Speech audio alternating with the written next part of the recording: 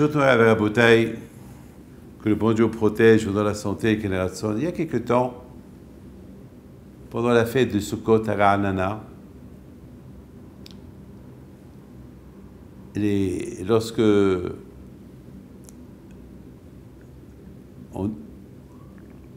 je louais encore une maison pour passer les fêtes. Alors à cette époque, j'habitais encore en France. Donc je venais de temps en temps, pour ne pas déranger les gens, je louais une maison. Et puis, après, je pense après la fête de Sukkot, si je ne me trompe pas. Oh, c'était Sukkot, je ne peux pas vous dire exactement. Erev Shabbat, en pleine nuit, la lumière, elle est partie. Et vous savez, moi, l'Erev Shabbat, je ne dors pas tôt. J'y lis, j'étudie. Et surtout, moi, j'aime pas être dans une maison obscure. Alors, il y avait encore les bougies du Shabbat qui étaient allumées à la cuisine, mais quand même, il y avait l'obscurité. Qu'est-ce qu'on fait? J'étais seul. J'avais que quelqu'un qui dormait avec moi, mais il n'y avait pas ma famille. Et j'étais loin de Michael Bessousson, que c'est lui qui m'a trouvé cette maison, et je ne connaissais même pas comment arriver chez lui. Et je ne peux même pas l'appeler, c'est Shabbat. Et j'ai dit à Hachem, pourquoi tu me fais ça? Moi, toujours avec le bon Dieu, on discute. Hachem, heureusement qu'il y avait qui discuter. J'ai appris ça de mon père. Mon père, toujours, il discute avec le bon Dieu. Il parle avec lui. On a un problème. On parle avec le bon Dieu. Il faut parler. D'ailleurs, dans la prière, qu'est-ce qu'on fait la prière? On prie. Et lorsqu'on prie, on parle. On demande et demande. Mais David Améler, il parle avec le bon Dieu. Il dit, je demande à Akash Baruch Hu, si vous lisez Télé, vous voyez que David Améler, il parle avec le bon Dieu tout le temps, tout le temps, tout le temps. Il se plaint, il parle. Lorsqu'il est content, il est content. Lorsqu'il a des malheurs, il raconte tout au bon Dieu. Et le bon Dieu, il faut tout le raconter. Parce que lorsqu'on se plaint au bon Dieu, se plaindre chez les autres, c'est pas bien. Mais au bon Dieu, tu peux te plaindre. Seul. Alors, je ne savais pas quoi faire. Après un quart d'heure, j'entends quelqu'un qui tape à la porte. Et c'était qui? C'était Michael Bessousson. Il ne vient pas seul. Il vient avec un Chinois. J'étais content. Au départ, j'ai eu peur. Je me dis, qu'est-ce qui se passe? Il me dit, Rabbi David, je ne sais pas. Il y a un quart d'heure, 20 minutes, le Chinois, le monsieur, Yoel, il s'appelle Yoel, il vient chez moi il vient chez lui, et puis je ne sais pas, lui-même il ne savait pas pourquoi il est venu, et puis j'ai pensé à vous, j'ai dit, tiens, je vais aller voir Rabbi David s'il est bien dans la maison. Et voilà, je vais voir qu'il y a un problème d'obscurité. Je dis oui. Je lui dis, j'étais choqué. Je dis, Michael, mais comment tu savais? Comment tu es venu? Il m'a dit, je ne sais pas. Michael, je rêve. Non seulement tu ne viens pas seul, mais tu viens avec un Chinois. Et le Chinois, bien sûr, il a compris, s'il n'y a pas de lumière, c'est qu'il faut allumer le compteur.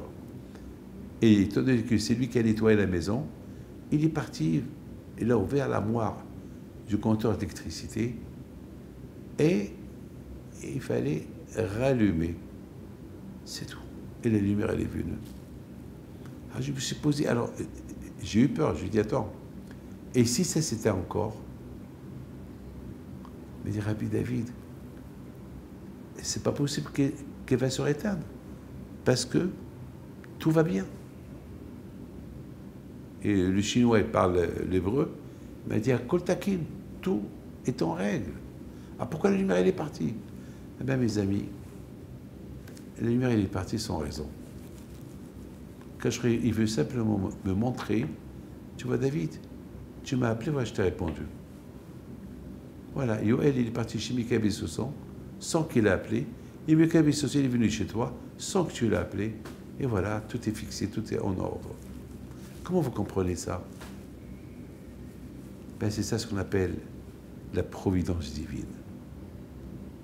Hachem, il est là, quand tu veux. Quand tu veux. Kachbourg, il est là. C'est comme quelqu'un, sans passeport. Il était périmé. Il arrive au Maroc avec le passeport périmé. Et là-bas, ils l'ont dit, tu ne peux pas rentrer. Ils l'ont arrêté. Ils l'ont dit, il faut que tu retournes en France. Il est venu pour la Iloula de Rabbi Haïm Pinto. Il avait de la peine. Et tout ce voyage pour la Iloula, et voilà, il est au Maroc. Lorsqu'il a quitté la France, ils l'ont laissé rentrer. Ils n'ont pas fait beaucoup attention. Mais au Maroc, ils ont découvert que le passeport était périmé. Et à cette époque, mon père était au Maroc. C'est une histoire qui s'est passée il y a 45 ans. Il y a 45 ans, mes amis. Et j'ai dit à mon père, papa, tu sais, le pauvre tel et tel, voilà ce qui s'est passé. Et mon père, la vache alors, qu'est-ce qu'il me dit? Il est venu pour Rabbi Haïm Pinto. Rabbi Haïm Pinto va l'aider à passer avec le Shabbat et aller pèleriner Rabbi Haïm Pinto à Essaouira. Bon, c'est impossible. Et je suis parti à l'aéroport, je l'ai pris à manger à ce monsieur-là. Et je suis resté avec lui. Il y a le directeur de l'aéroport qui le voit. Il lui dit, mais qu'est-ce que vous faites là?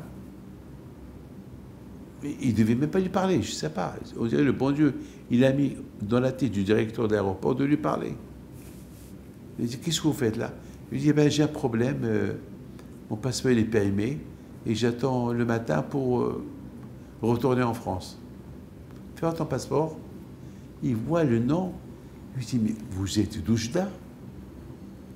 Mais je connais votre père. Et je crois que je connais même votre mère. Il s'avère qu'ils se connaissent Doujda. Elle dit, bon, puis je vous connais, vous allez laisser le passeport chez moi, je vais vous donner un laissez-passer, et lundi, vous venez ici, vous allez prendre le billet, le vol de 8 heures, je serai là pour vous donner votre passeport. Et je suis retourné à la maison avec le monsieur, mais à l'époque, il n'y avait pas de téléphone. Je monte à la maison, il me dit, papa, mon père, la vache shalom, alors, qu'est-ce qui se passe? Je dis, papa, il y a un problème. Ils n'ont pas laissé venir. Ils n'ont pas laissé sortir de l'aéroport. Il m'a dit, c'est pas possible. C'est pas possible. Parce que j'ai prié à Hachem. Papa, je m'amuse. Il me dit, David, on ne s'amuse pas avec la Emouna. Et voilà, c'est un équilibre. Que Hachem vous protège, vous donne la Amen.